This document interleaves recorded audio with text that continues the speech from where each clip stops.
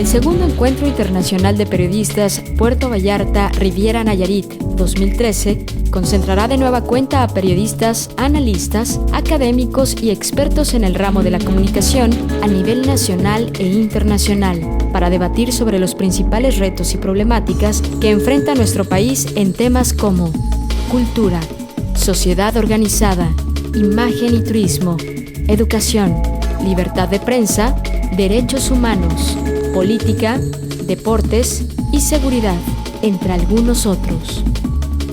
El encuentro incentiva la reflexión acerca de la labor informativa y el papel de los medios de comunicación en la transformación y desarrollo del México contemporáneo. Segundo Encuentro Internacional de Periodistas Puerto Vallarta Riviera Nayarit 2013. La información como herramienta de cambio. Antecedentes. Primer Encuentro Internacional de Periodistas 2011. Con una asistencia de más de 4,000 personas, el pasado 8 y 9 de septiembre de 2011 se llevó a cabo en el Auditorio Juan Luis y Fuentes Lemus del Centro Universitario de la Costa el primer Encuentro Internacional de Periodistas Puerto Vallarta Riviera Nayarit.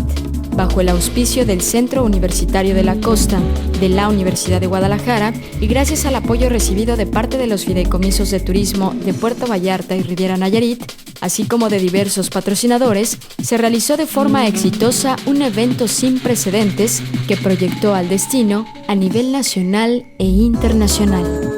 Representantes de lo más destacado del periodismo de habla hispana se reunieron en torno a los temas del programa del encuentro. En la mesa de migración, Lucía Navarro de CNN y Obed Arango de Villa Inmigrante y Telemundo debatieron moderados por Julio Ochoa de la Universidad de Harvard. De Desarrollo Humano de las Naciones Unidas 2010, en su capítulo de migración, reporta que entre los años 2000 y 2010, 200 millones de personas emigraron de un país a otro, a distintas regiones del mundo, de las cuales se presume que 8 millones emigraron a los Estados Unidos y que ya había 4 de la década de los 90 de ese grupo de 12 millones de indocumentados. Si nosotros pensamos 200 millones, ¿cuánto representa 8 millones de esos 200? 5% posiblemente, menos del 5%. Entonces, en la percepción a nivel mundial, se piensa que todo el mundo está emigrando a Estados Unidos, pero solamente hablamos del 5% a nivel mundial. Hay países receptores, por ejemplo como China, que está creciendo. Antes era un país emisor, ahora es un país receptor. Comenzamos a hablar de Brasil. Brasil ha comenzado, los últimos 7 años de Brasil, económicamente hablando, han sido muy activos y comienza a ser un país receptor dentro de Sudamérica. Me parece a mí que efectivamente el hecho de la migración de manera desordenada causa problemas a las sociedades. Entonces lo que tenemos que establecer es un orden. La migración es saludable, es sana. El mundo se ha hecho el mundo que tenemos hoy en día porque nos hemos mezclado, porque hemos crecido, porque hemos convivido, hemos creado nuevas facetas del desarrollo de una sociedad. Los periodistas Alejandro Almazán, Juan Carlos Reina y Javier Valdés discutieron sobre el narcotráfico en nuestro país. Habla de que, y lo quiero mencionar porque estamos en este encuentro de periodistas, de que hay un promedio de 3 periodistas asesinados por mes en nuestro país. Ya ni siquiera voy a entrar en las cifras de los casi 50,000 muertos, de que cerca del 35% de ellos no tienen nombre, no son recuperados por sus familiares, no tienen familia, no tienen otro destino más que la fosa común. Todo eso nos lleva a la realidad de un problema gravísimo, el narcotráfico. Efectivamente coincido con ustedes sobre el reparto del poder, ¿no?, en función de territorios. Y creo que el gobierno volvió a fracasar en todos sus intentos por someter al narcotráfico, entre comillas de nuevo, porque no hubo una intención de controlarlo, ¿no? El narcotráfico se ubicó por encima del gobierno. Quisiera solo mencionar que los grupos delictivos o esas organizaciones que se identifican pues, ¿no?, como cárteles, no solo se dedican al narcotráfico, sino la delincuencia organizada está formada por células que entre muchos otros delitos se dedican al narco, pero se dedican a la piratería, a la extorsión, al secuestro, al tráfico de armas, la trata de personas. Entonces, ahí no digo yo, se ha dicho pues análisis de la Unión Europea, de Naciones Unidas, identifican que la diferencia y el poder, ¿sí?, de los grupos delictivos en México, un poder que tiene influencia en 52 países, se origina precisamente, a diferencia del crimen del narcotráfico en Colombia, por ejemplo, en que se ha diversificado esos grupos delictivos, pues, ¿no? Entonces de ahí radica este poder y esta influencia que tiene, como ya comentaba, influencia en más de 50 países, lo cual a lo mejor quizá en países como Alemania y España, donde especialmente la Alianza de Sinaloa, yo no le llamaría el cártel, yo no creo en lo personal en la existencia de cárteles, creo en alianzas de células, tiene poder pues en esos países, porque esos países, sí, en su aparente legitimidad, son quienes pueden limpiar este dinero mal habido en países como México, ¿no? Aleida Calleja, de la Asociación Mexicana de Derecho a la Información, moderó la mesa de Periodismo y Género, entre Lucía Lagunes, de la Agencia de Noticias con Perspectiva de Género, CIMAC, la doctora Aimé Vega de la UNAM y la doctora Patricia Ortega de la Universidad Autónoma Metropolitana. Exigir que los contenidos sean de tal o cual manera, dado que lo que ellos operan es una industria. Desde la perspectiva de derechos humanos, entendemos que los medios de comunicación, desde luego, son responsables de promover contenidos dirigidos a promover estos principios de justicia e igualdad social. Es decir, los medios no se pueden desligar de su responsabilidad social y lo que nos parece fundamental es también que esto esté enunciado en los instrumentos jurídicos. Desde ahí, yo les digo, también he ido entendiendo la importancia que tiene trabajar a nivel de las legislaciones. Antes de pasar a estos primeros resultados, yo sí quisiera nada más cerrar estos datos diciendo uno de los agravios que me parece fundamentales en materia de derecho a la comunicación y derecho a la información es precisamente esta concentración de medios. ¿Sí? Por un lado, los medios comerciales concentrados en pocos grupos, en pocos empresarios, y las frecuencias que deberían estar dedicadas a la actividad social también están concentradas, en este caso, en los gobiernos. Esto representa un agravio porque lo que vemos es que muy pocos deciden qué vemos, qué oímos, cómo usamos estos medios, y resulta un agravio a los derechos sociales y desde luego también a los derechos individuales o fundamentales como son la libertad de expresión. En este contexto es donde vamos a ubicar ahorita los datos que les va a decir Aimé de cómo ya desde esta desigualdad, ahora cómo vamos a ver el acceso también desigual o la marginalidad en la presencia de la mujer en estas industrias de televisión y de radio.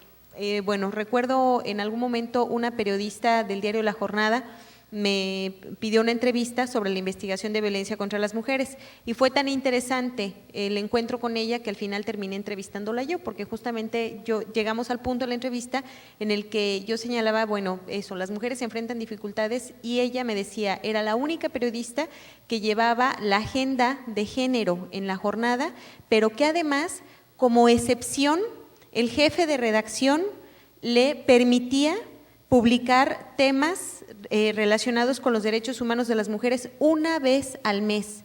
Y sus notas solían salir en días como el 28 de diciembre, el Día de los Inocentes, o el 1 de enero, o sea, en días en los que nadie lee el periódico. Entonces, desafortunadamente continúa siendo una excepción.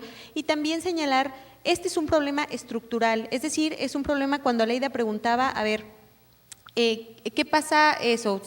¿Género es equivalente a mujer? No, género implica señalar las relaciones entre mujeres y hombres, y lo que nosotros estamos conversando aquí y exponiendo aquí es algo que existe, es un problema, y la cosa es ver qué podemos hacer, hacia dónde apuntar a soluciones para hacer de un mundo menos injusto y más igualitario.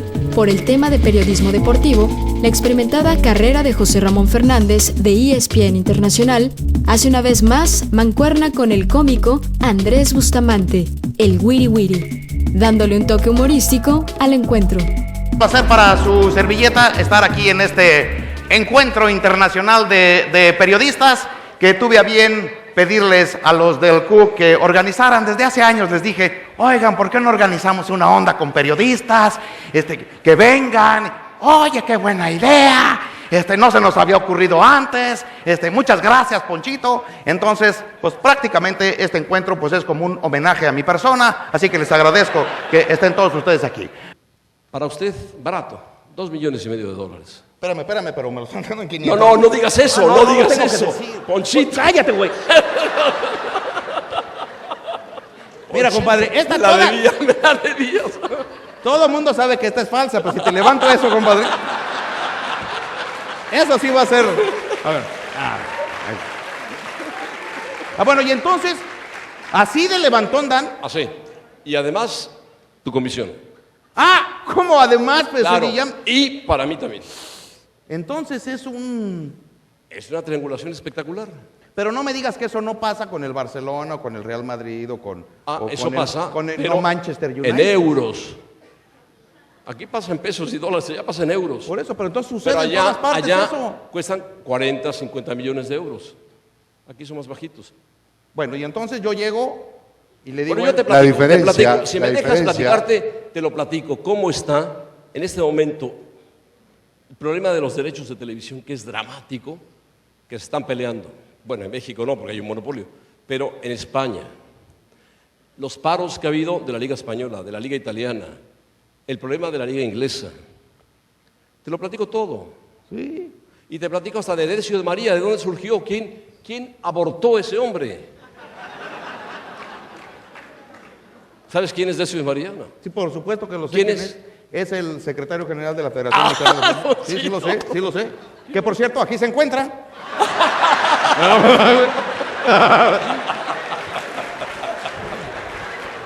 No, ¿qué se debe hacer en serio? ¿Qué se debe hacer para que el deporte en México Yo creo que el problema del deporte, y lo hemos hablado 20 veces. Yo lo sé. ¿Te acuerdas el día en Atenas que yo entrevisté a Nelson Vargas, presidente de la Comisión Nacional del Deporte, que al terminar la entrevista salió llorando? Sí. Yo no me explico Lo de la por qué. natación. El de la natación. Claro. Gran persona. Bueno, el problema del deporte de México es que es sexenal. Se maneja por sexenio. Llega un tipo a la CONADE, en el Comité Olímpico no es sexenal, es eterno. Mario Vázquez Raña lleva 500 años. José Sulaimán lleva 500 años en el boxeo. ¿Tú cuánto llevas en la tele? 38. Muy bien. No, nomás quería saber... ¿Tú cuántos años llevas ahí? Con esta peluca, la misma cantidad de años. Es sexenal, se maneja por sexenio. Entonces, el gobierno aporta mucho dinero al deporte, vía el Seguro Social, vía las delegaciones, vía los estados, vía la Comisión Nacional de Deporte, el Comité Olímpico Mexicano, la CODEME. Y tú sabes, por ejemplo, que desde 1968, no vamos a unos Juegos Olímpicos con una selección de básquetbol. El tema del papel de los moneros en el periodismo estuvo a cargo de los caricaturistas Gis, Trino y Josel. Yo veo mi trabajo y digo, es como muy simple, pero lo que le digo yo a los chavos es, dedícate a que la tira sea como muy natural y que lo que digas, no importa, digo, ojalá no sean tantas malas palabras, porque no todo el tiempo, esa es mi teoría de que la gente se va a reír con las malas palabras, sino que tenga un poquito más de humor en lo que hagas. Y es 50 y 50, la línea, el humor y la crítica hacen todo esto, es decir, por un lado tienes que saber aprovechar tus límites que tienes como caricaturista y hacer un mono que te identifique a ti, que dices, este mono lo hizo Gis, este mono lo hizo Josel, este mono lo hizo Falcón, este mono lo hizo el Fisgón o Magú, este mono lo hizo Trino o Quino o Fontana Rosa, es decir, todo el mundo tiene un estilo y lo que nos diferencia a todos es el humor, cómo vemos eso, ¿no? Entonces, básicamente creo yo que que va pegadito, la crítica, el humor y la hechura, ¿no? O sea.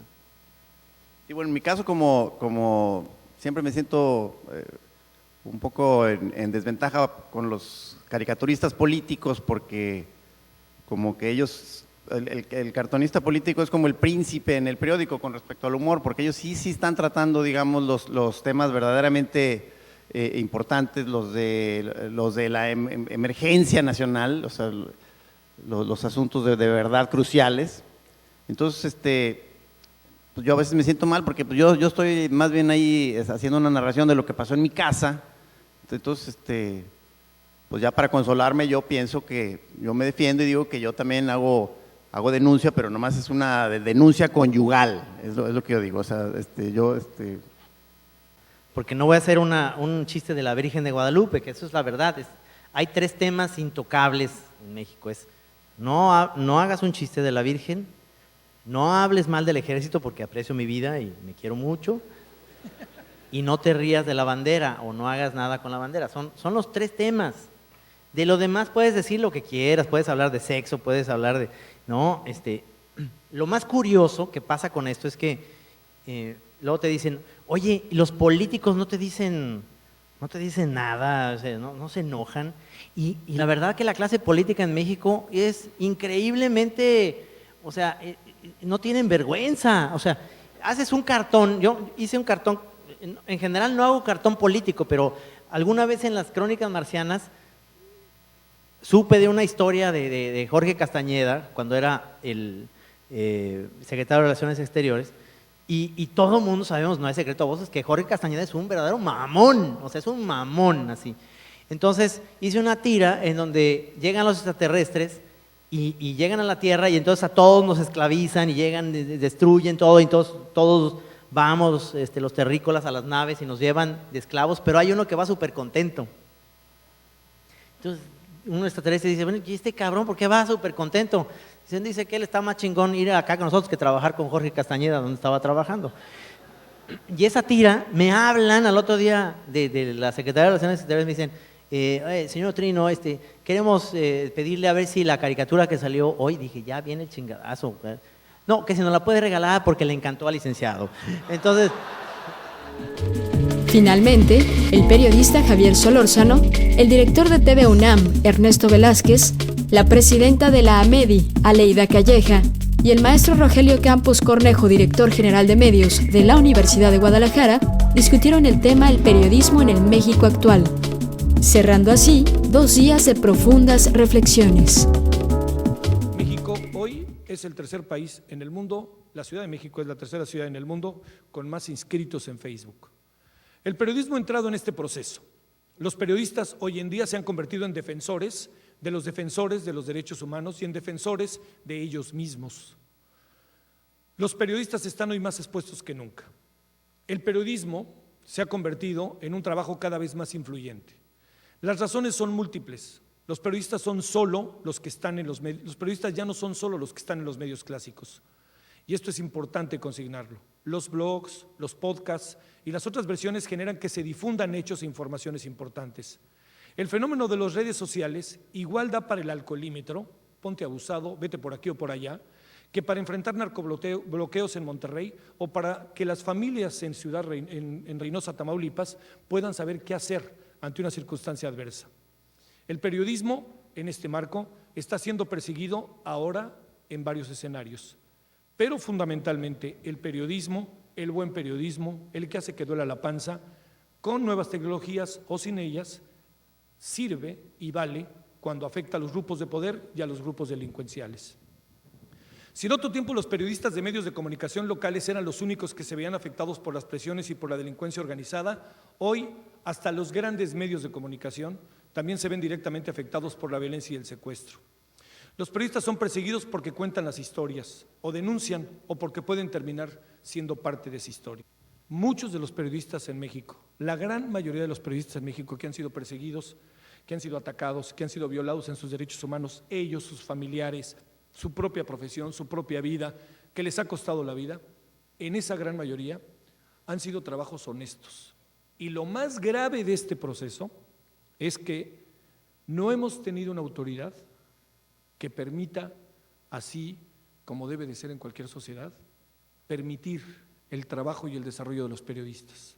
Es importante el trabajo de los periodistas, como es importante el trabajo de los médicos, el trabajo de los arquitectos, de los ingenieros, de los administradores, de los abogados, que miren que, bueno, de los abogados.